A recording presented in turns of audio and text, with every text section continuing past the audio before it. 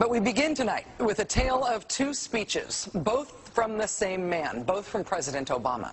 One speech that could have been billed as a ballad to the Constitution, a proclamation of American values, a repudiation of the lawless behavior of the last presidential administration, and another speech announcing a radical new claim of presidential power that is not afforded by the Constitution and that has never been attempted in American history, even by George W. Bush and Dick Cheney.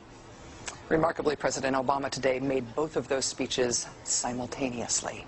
Standing inside the National Archives in front of the actual original Constitution, President Obama delivered a blistering critique of the Bush administration, in which he called their actions and their legacy literally a mess.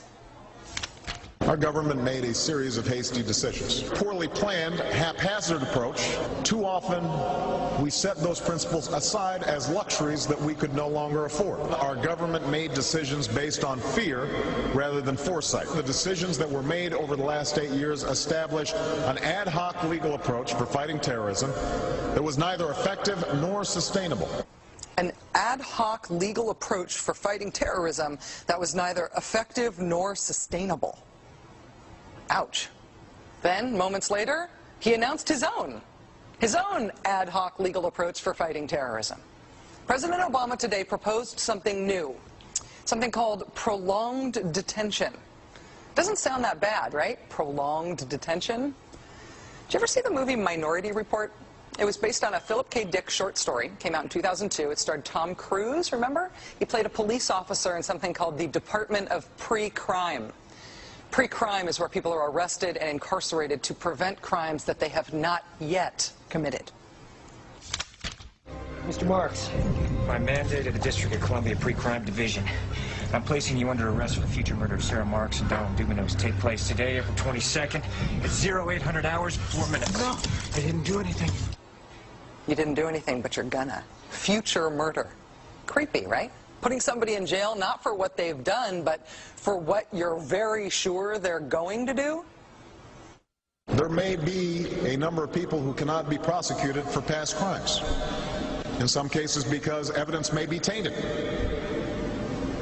but who nonetheless pose a threat to the security of the United States.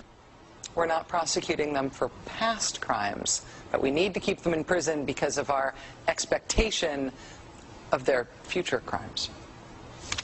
Al-Qaeda terrorists and their affiliates are at war with the United States, and those that we capture, like other prisoners of war, must be prevented from attacking us again.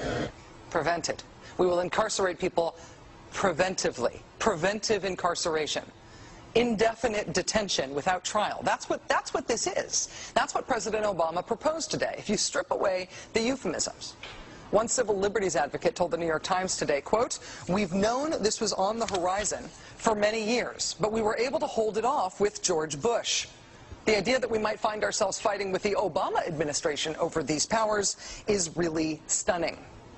And it is stunning, particularly to hear President Obama claim the power to keep people in prison indefinitely with no charges against them, no conviction, no sentence, just imprisonment. It's particularly stunning to hear him make that claim in the middle of a speech that was all about the rule of law. But we must do so with an abiding confidence in the rule of law. Our government was defending positions that undermine the rule of law to ensure that they are in line with the rule of law. How can a president speak the kind of poetry that President Obama does about the rule of law and call for the power to indefinitely, preventively imprison people because they might commit crimes in the future? How can those two things coexist in the same man, even in the same speech? Well, that brings us to the self-consciously awkward, embarrassing part of this speech today. After condemning the Bush administration for what he called their ad hoc legal strategy, for trying to make things seem legal that patently weren't, this is what President Obama proposed. My administration has begun to reshape the standards that apply to ensure that they are in line with the rule of law. We must have clear, defensible, and lawful standards for those who fall into this category. We must have a thorough process of periodic review so that any prolonged detention is carefully evaluated and justified. Our goal goal is to construct a legitimate legal framework for the remaining Guantanamo detainees that cannot be transferred. Our goal is not to avoid a legitimate legal framework. In our constitutional system, prolonged detention should not be the decision of any one man. If and when we determine that the United States must hold individuals to keep them from carrying out an act of war, we will do so within a system that involves judicial and congressional oversight.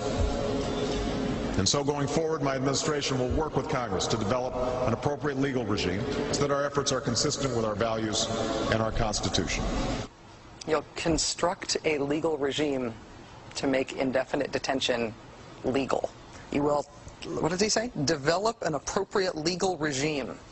So you can construct a whole new system outside the courts, even outside the military commissions, so that you can indefinitely imprison people without charges. And you'll build that system from scratch. What's that somebody said about ad hoc legal strategies? Just for context here, in the United Kingdom, where there isn't even a Bill of Rights, there's been a major debate about whether people can be held in preventive detention. Former British Prime Minister Tony Blair wanted 3 months to be the outer limit for how long anyone could be held. There was a big political fight about it. Parliament ended up limiting that power to 28 days. 28 days is still the longest period of preventive detention that's allowed under law in any comparable democracy anywhere in the world. How long would President Obama's proposed preventive indefinite detention last? Well, he's not saying yet, but here's how he defines the threat that he says makes indefinite detention necessary. Right now in distant training camps and in crowded cities, there are people plotting to take American lives. That will be the case a year from now, 5 years from now, and in all probability 10 years from now. 10 years from now. So you could get arrested today and locked up without a trial, without being convicted, without being sentenced for, say, 10 years until the threat of your future criminal behavior passes. Prolonged detention, he's calling it. This was a beautiful speech from President Obama today with patriotic, moving, even poetic language about the rule of law and the Constitution, and one of the most radical proposals for defying the Constitution that we have ever heard made to the American people.